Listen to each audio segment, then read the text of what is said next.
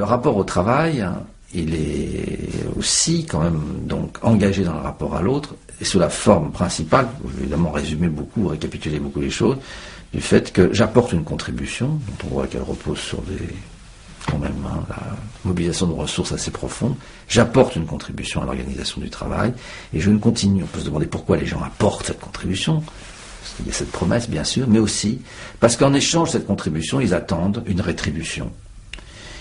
Et c'est donc en fonction d'un couple contribution-rétribution. Quelle rétribution attendent-ils?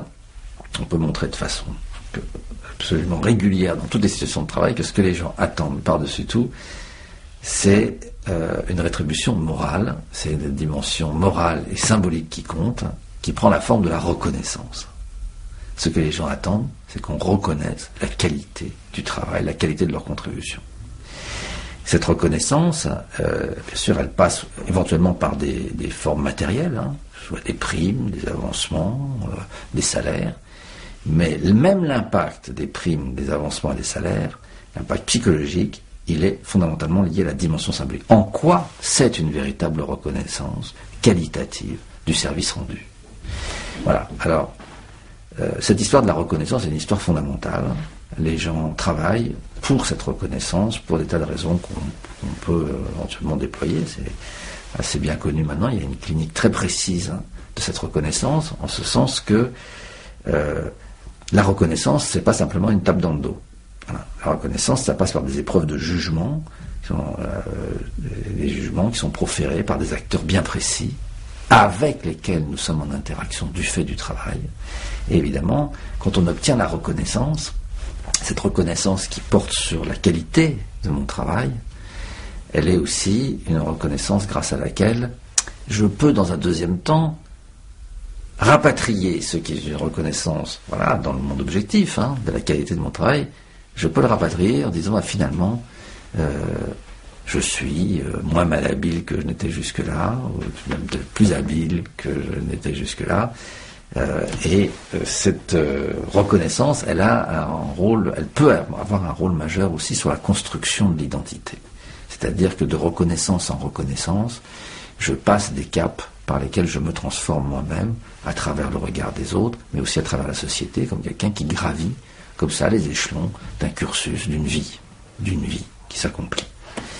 Et de telle sorte qu'après le travail, cette fois-ci, de nouveau, mais sur un mode cette fois-ci qui passe par le regard de l'autre et par la reconnaissance de l'autre, j'acquiers un statut qui est meilleur que celui que j'avais précédemment, une dignité aussi que je n'avais pas jusque-là, et une crédibilité, voire un prestige, qui sont évidemment toujours, cette fois-ci, captifs de la reconnaissance par l'autre. En plus, pour la plupart d'entre nous, comme nous sortons de l'enfance avec une identité qui est mal assurée, qui n'est pas accomplie en quelque sorte, qui n'est pas achevée, comme si nous sortions un peu à l'état d'esquisse, un peu immature, de sorte que nous passons par cette phase compliquée de l'adolescence, mais dont nous sortons quelquefois encore bien incertains, avec des tas d'espoirs par rapport au monde, des espoirs par rapport au monde social, des espoirs par rapport au monde matériel, mais aussi des espoirs par rapport au monde du travail, justement, comme chance de se révéler à soi-même. Alors, pour la plupart d'entre nous, cette identité qui est justement un peu incertaine, elle a besoin constamment, pour exister, pour se maintenir, même sous la forme précaire et inachevée dans laquelle elle est au sortir de l'adolescent, elle a besoin de confirmation. Je ne tiens pas mon identité que de moi-même. Cette proposition est vraie pour la plupart d'entre nous, pas pour tout le monde, mais pour la plupart d'entre nous, nous sommes trop mal assurés dans notre identité pour pouvoir nous passer de la confirmation de cette identité par le regard de l'autre. Alors, il y a deux grands domaines dans lesquels on peut obtenir cette confirmation de l'identité, grâce à laquelle finalement l'identité se trouve non seulement confortée, mais quelquefois accrue. C'est évidemment dans le registre, dans le monde érotique. Et à ce moment-là, la reconnaissance, elle passe par l'amour, c'est l'accomplissement de soi dans le champ érotique par l'amour, mais il y a aussi l'accomplissement de soi dans le champ social, et cette fois-ci, ça passe toujours par le travail. Évidemment, cette reconnaissance, elle a donc un impact très grand, d'abord sur la stabilisation de l'identité, et éventuellement aussi sur l'accroissement de cette identité. C'est tellement vrai que même dans des situations de travail, où pourtant la reconnaissance de la qualité de mon travail fait l'objet d'un désaveu ou d'un déni de la part de l'encadrement. Parce que si on devait reconnaître la qualité de mon travail, il faudrait aussi me payer conséquemment. C'est évidemment la reconnaissance, elle est symbolique, elle passe aussi par des formes matérielles pour prendre sa signification. Je ne peux pas considérer que je reconnais quelqu'un symboliquement si je le paye 2 fois moins que l'autre à côté, qui peut-être dont on ne peut pas éviter de penser que s'il est payé 2 fois plus que moi, c'est probablement que son travail est mieux apprécié que le mien. Je ne peux pas faire autrement, c'est comme ça. Alors, eh bien, en dépit donc de la non-reconnaissance ou du désaveu, quelquefois, de la qualité du travail, et de la qualité de la contribution qui est apportée par un travailleur ou par un employé à l'organisation du travail, en dépit de ça, il vaut mieux encore avoir cet emploi que de ne pas en avoir du tout. C'est un point très important. La psychopathologie des gens qui sont au chômage de longue durée, des jeunes qui n'ont pas le droit finalement d'avoir un accès au travail. Ces gens-là sont privés du droit d'apporter une contribution et du coup sont privés aussi de la rétribution qui est la reconnaissance par autrui de la qualité de ce qu'ils apportent. Donc ces gens-là, si j'ai raison sur cette base, disons, de clinique et de psychopathologie ordinaire, que la plupart d'entre nous n'avons pas une identité suffisamment stabilisée pour pouvoir nous tenir tout seuls, droits dans la vie, mais que nous avons besoin de la confirmation par les autres, notamment dans le monde social, alors on peut comprendre que la privation du droit d'entrer dans le travail, d'avoir un emploi, puisse avoir des effets aussi désastreux sur la santé mentale. Et le résultat est effectivement tragique du point de vue de la santé mentale. Les chômeurs de longue durée, ou les chômeurs primaires, ceux qui n'ont jamais eu accès au travail, sont dans un état psychopathologique pitoyable quand même. Du point de vue de la morbidité, c'est même les statistiques, qui sont pourtant quand même souvent assez grossières par rapport à des questions comme celles que nous posons là, elles montrent le taux d'alcoolisme, le taux de toxicomanie, le taux de maladie somatique, c'est quelque chose d'absolument hallucinant par rapport à la population qui travaille. Pourquoi ? Même dans un travail où on ne bénéficie pas de la gratification, de la reconnaissance sur la qualité de ce qu'on fait, ça a quand même un impact sur l'identité.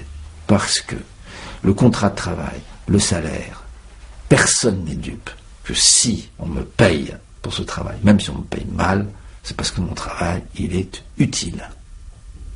Et bien sûr, il est utile. C'est le jugement d'utilité, c'est la dimension purement utilitariste. Mais vous voyez que c'est important de comprendre que ce n'est pas le montant numéraire du salaire qui compte là, puisque justement, il est faible. Ce qui compte,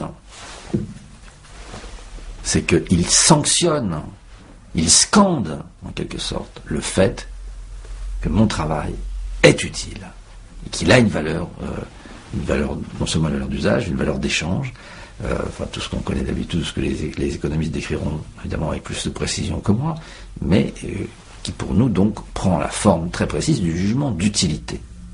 C'est utile. Et être utile, c'est une question absolument capitale pour la plupart d'entre nous. C'est bien rare ceux qui peuvent supporter qu'on leur dise, qu'on leur renvoie explicitement et même implicitement, vous êtes inutile. Vous êtes quelqu'un d'inutile. Et c'est pourtant une des choses qui tombe comme un coup près et qu'on apprend à dire avec des techniques pour justement déstabiliser les gens chez les cadres font des stages dans lesquels ils apprennent ces techniques. Comment déstabiliser quelqu'un ? Par exemple, il suffit de manipuler bien le jugement d'inutilité. Monsieur Duchmolk, vous êtes devenu inutile. Eh bien, c'est très rare que les gens puissent encaisser ça sans sentir à ce moment-là vraiment que quelque chose de très profond est touché en eux. Ils ne pas forcément repérer ce que c'est. En fait, c'est leur identité. Rien de moins. Et les gens vont mal. Vous avez toute une pathologie qui est largement répandue, enfin un peu moins maintenant, mais qui a été beaucoup dans les années 80, la fin des années 80 et les années 90, c'est la pathologie du placard.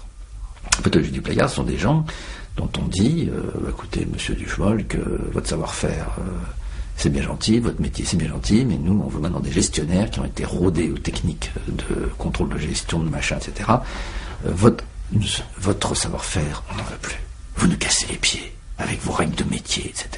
Alors maintenant, vous allez rester au placard. C'est-à-dire, vous venez là, mais bon, une chose, il est interdit de toucher au travail.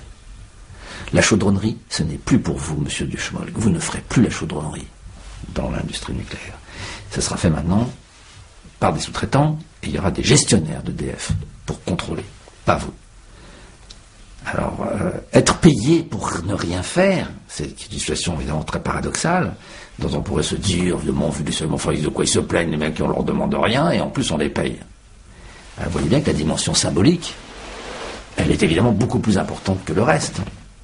C'est-à-dire que on peut donner de l'argent, mais l'argent tout seul ne parle pas, c'est le sens. Et si je vous paye tout en vous faisant savoir que vous ne servez plus à rien et que vous êtes au placard, vous n'avez pas le droit de toucher à l'instrument de travail, eh ben, les gens tombent malades, rien de moins. Ils tombent malades. Le placard est une pathologie réservée d'ailleurs en plus en général des gens qui ont de l'expérience et des gens qui ont du métier. Et c'est vrai que le fait que tout ça apparaisse comme inutile, c'est tragique.